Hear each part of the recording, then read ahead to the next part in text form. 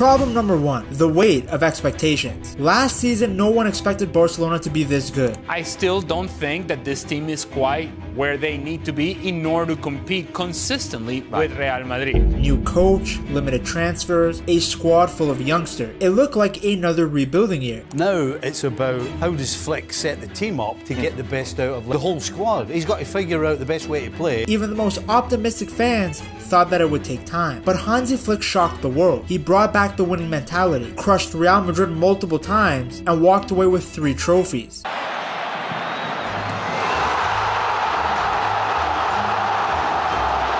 Suddenly, Barca weren't rebuilding anymore. They were back to being one of the most dominant teams in the world. But now, the underdog label is gone. In 2026, winning is the bare minimum. At a club like Barca, pressure is always high. One bad result and the media loses their minds. Should Xavi be in charge of Barcelona next season? No, he probably shouldn't, the way this season has gone. But now that the fans have seen what Flick can do, the expectations have skyrocketed. The league, that's expected. The Copa del Rey, expected. The Champions League, also expected. A double isn't enough anymore. Barca fans want it all. And the pressure doesn't just sit on Flick's shoulders. It's on the players too. Take Rafinha. The man had a Ballon d'Or level season. He was on fire in 2025. Since Hansi Flick has come in, he has been exceptional, playing without a doubt the best that we've seen in a Barca shirt. Goals. Left by Lamine. This is Rafinha. What a strike that is! It's come off Sommer and found the back of the net. Assists. This is Pedri. That's Rafinha. And that's Ferran Torres. And Barca. Pressing. He was everywhere on the pitch, leading like a true captain. The performances that he put on against Bayern and Real Madrid, legendary stuff. He put up Cristiano Ronaldo level numbers in the Champions League and was named La Liga Player of the Season. But now fans expect him to do it again. Anything less will be seen as a drop-off. Then there's Yamal. He's not just a young talent anymore. He's Barcelona's new number 10. She told my baby there's the 3. She looked at me, then showed a photo. Baby cried, his eyes were like mine.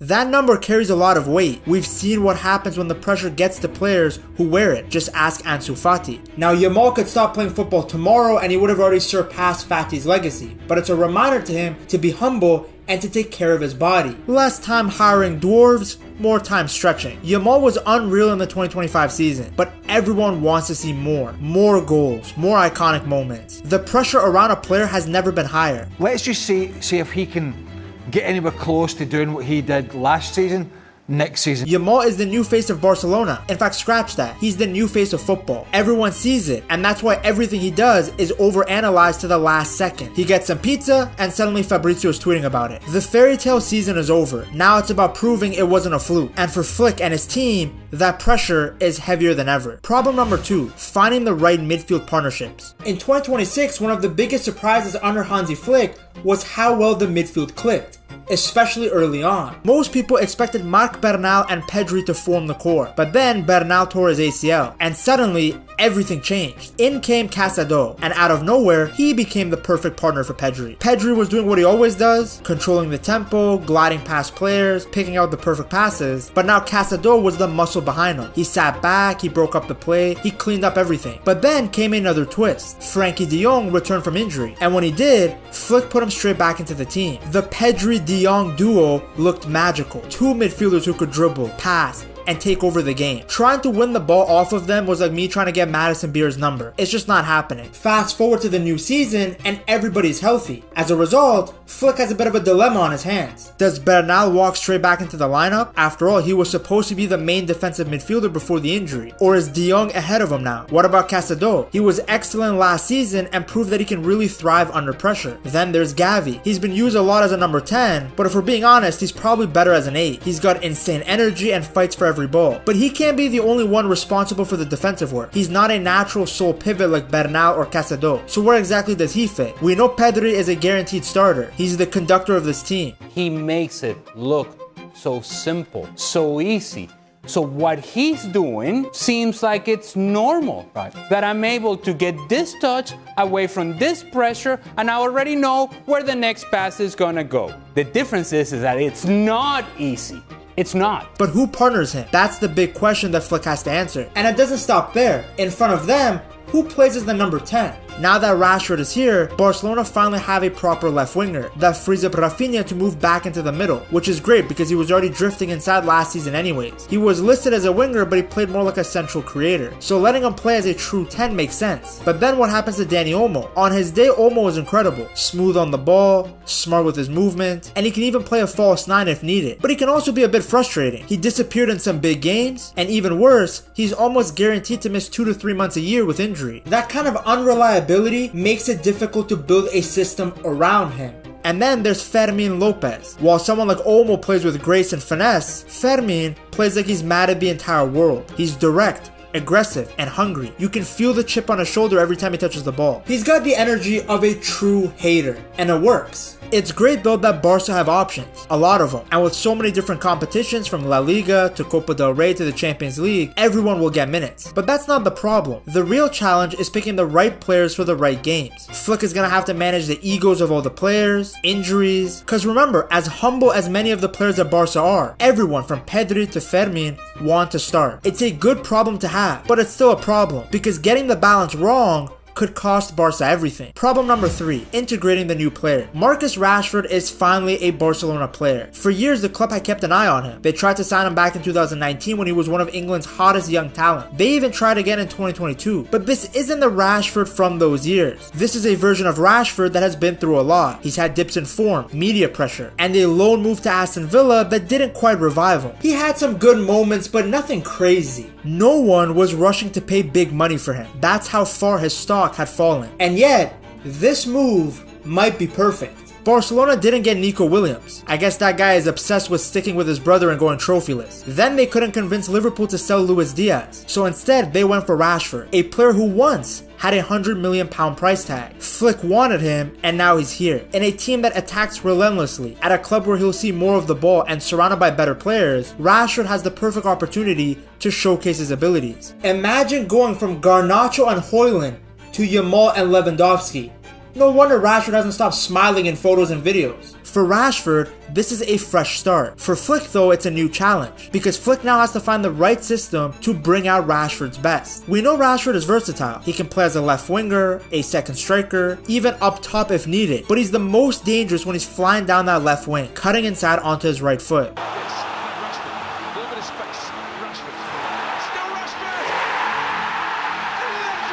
And for the first time in his career, arguably, he's joining a team that actually wants to play attacking football. But trust me, this won't be easy. Barca fans are excited, but cautious. Rashford can't hide here. He has to embrace the culture, connect with the fans, and more than anything, perform. This isn't Manchester. The media is more intense. The expectations are higher. And the patience, it's very thin. The good thing is Hansi Flick speaks English, he pushed for this move, and he knows that Rashford needs the right environment and the right system to find his form again. It's on Flick and Rashford himself to make sure that he doesn't become another expensive name that fades away. Because if Barca can get this right, if they can tap into Rashford's potential and give him the confidence that he needs, this could be one of the best deals they have made in years. A motivated Rashford, surrounded by world-class talents, could, in theory, thrive. And if you guys want to get yourself the new Barca jersey with Rashford on the back, just go to buygamejerseys.com and use code PETTALKS at checkout. The other player that Flick has to integrate is John Garcia. Now, it should be a lot easier for this man because he's already established himself in La Liga, is Spanish, is comfortable with the country and culture because he's already lived there, and more importantly, he's coming off the back of one of the best seasons in his career. Last season at Espanyol, Garcia was arguably the best goalkeeper in the league, and now he's made the move across the city to wear the Blaugrana. It's a massive switch, not just in footballing terms but emotionally too. Hardly anyone goes from Espanyol to Barca. The rivalry runs deep, and Garcia knew that he'd leave behind fans who once adored him, only to now see him as a traitor. But he's made the right choice. For his career, for his family, now he has the chance to fight for trophies at the highest level. This is a move that has been in the works for a while. Barcelona had their eyes on him, and Garcia wanted to go somewhere where he could actually play and not just warm the bench like Endrick. Because at Espanyol, the highest you're fighting for is to not get relegated. Arsenal wanted him a year ago, but as a backup to Raya. Garcia said no. He believed in himself and waited for the right opportunity. Now it's here, and the challenge for Hansi Flick is to integrate him properly. He'll fit into the dressing room just fine. It's Flick's tactics that will take some more time to adjust to. Because playing as the goalie under Hansi Flick is not easy, just ask Szczesny. The high defensive line means the keeper has to act like a sweeper, constantly reading danger before it happens, racing off their line, and being able to start attacks from the back. One mistake, it's a goal. Just ask Ter Stegen. And for new signings, it can take some time to adjust. But if there's one player that can hit the ground running, it's Joan Garcia. He's confident with the ball at his feet, he's very quick off his line, and he's got great reflexes. And not only is he a great athlete, his mentality is very strong. This is someone who left his boyhood club, handled all the noise around the transfer like a pro, and now steps into one of the most pressure-filled roles in world football. The funniest part is that his biggest obstacle is probably not even going to be the tactics. It's going to be Marc-Andre Ter Stegen. The German is still around, still under contract, but the reality is the club sees Joan Garcia as the future. He was told right away that he would be the #1 keeper, but Flick will still have to manage it carefully, because as we have seen from multiple reports and years of stories, Ter Stegen doesn't like competition. It was because of him that Bravo was sold, and it was Ter Stegen who created a lot of controversy in the back end of the 2025 season when he came back from injury. There's even reports now that Barca want to take away his captaincy. In his mind, he still thinks it's 2015, but the club has moved on. Will he accept it without creating a scene? I don't think so. He's already posted a tweet giving his own timetable for his recovery before the club did. Flick, by the way, knows that Ter Stegen is an oddball from their time together on the German national team. So he knows that this transition isn't going to be as seamless as everyone thinks. Thankfully though, Joan Garcia isn't just another signing. He's the goalkeeper of the next era. If everything clicks, Barca could have their next great keeper for the next decade. The other new guy that Flick will have to integrate is Roony Bardghji. If you played Football Manager, you would have heard his name before. Now though, he's no longer the Swedish wonder kid from a video game. He's officially a Barcelona player. Rooney's story is actually something special. He was born in Kuwait, raised in Sweden, and now playing for the club he used to wear on a shirt as a kid. He's just 19 years old, but he's already scored a winner against Manchester United in the Champions League and made over 80 senior appearances in Denmark. He speaks 4 languages, has posters of Messi on his wall, and has learned the game from watching the GOAT play. Den här videon till exempel har jag sett kanske 1000 gånger, så det var jag bara repetera om det. Rooney's path to Barca hasn't been the easiest. He was flying high in 2023, then got hit with a serious knee injury in 2024 that kept him out for almost a whole year. He missed time with his club and country, and is only now finding his way back. And now that he has landed at Barca, Flick has a new project on his hands. The German has to find a way to get the best out of the Swede. Rooney is raw, but there's real talent there. He's a right winger who loves to cut inside and create danger. He modeled his game after Messi, and you can see it in the way he dribbles, shifts his body, and finds space. He's not the fastest player nor the strongest, but he's very clever, and he sees the game differently than most 19-year-olds. Now the only problem for him is the right wing position at Barca is already owned by one of the best players in world football, so he won't walk into the lineup, and I'm sure he knows that, but he still has a lot of value. He is a great backup option on the right, and he can even play as the 10. In that central role, he wouldn't have to cover as much ground, and he'd have more time on the ball to pick his moments. So the challenge is on Flick. How do you give minutes to someone like Rooney for him to develop while keeping a team balanced? On paper, he's a dream profile. Low cost, high potential. Someone who could explode if given the right environment. But this is Barca, and the expectations are huge. The good thing is Rooney's confidence isn't lacking. He said it himself, he wants to be the best in the world. He believes in himself. But he'll need game time. He'll need the right coaching and the patience to get there. Flick has to make sure that Rooney doesn't get lost in the shuffle. He can't just sit on the bench or float around the B team. If managed right, he could be a weapon off the bench, a creative spark in certain games, and eventually, maybe even a starter. Problem number 4, the lack of depth in certain positions. While Barca did improve their depth slightly, Flick still has certain positions where there isn't a lot of cover. At left back, for example, Balde doesn't really have a proper backup. Sure, Gerard Martin stepped up and did a decent job when asked, but he isn't even the same profile. Balde was a speedy fullback who single-handedly provided width on the left. It was his presence that allowed Rafinha to roam. His speed was vital both with and without the ball. He could chase down a winger in one play, then grab the ball and beat 2 to 3 defenders in the other. But now, if he gets injured like he did in the back end of the 2025 season, his backup is essentially a center back playing at left back.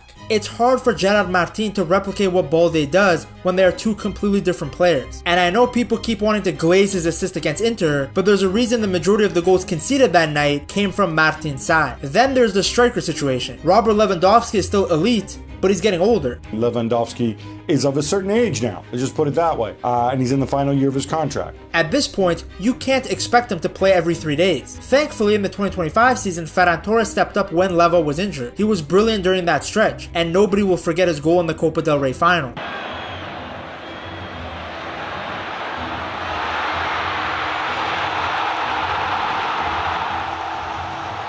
But the question now is, can Ferran replicate his 2025 season again? Can Lewandowski stay healthy throughout an entire year? Are these two enough for Barca to compete for the Copa del Rey, La Liga, and the Champions League? Even on the wings, where things look better on paper with Rashford, Rafinha, Yamal, and Roony, there's not a lot of cover. What happens if Rafinha or Yamal picks up an injury? One of the backups becomes a starter and suddenly there's no one left behind them. And this is a real issue. Barca's squad still isn't as deep as the other elite teams in Europe. You look at City, Liverpool, Chelsea, these guys can rotate 5 to 6 players at a time and they won't see that big of a drop off in quality. Barca, they're depending on a handful of players to stay fit and carry the load all season long. Flick has done a great job building a system, developing the young stars, and bringing out the best in the team. But if injuries hit, or if certain players don't hit the same levels again, Barca could be stretched thin. Thankfully, the German has a blueprint on how to succeed, a plan that he has been using since his Bayern days. To see how Flick transformed Barca using that blueprint, you have to check out this video right here.